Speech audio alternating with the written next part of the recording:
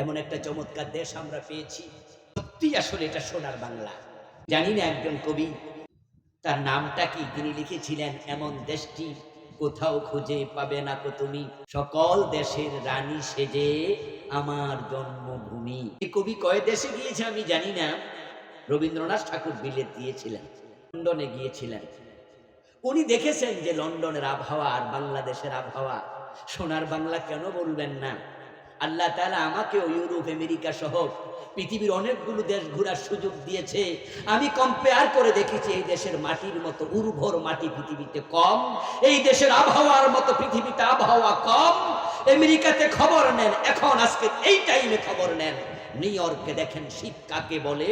আমেরিকার অসংখ্য অঙ্গরাজ্যে পড়ছে বরফ।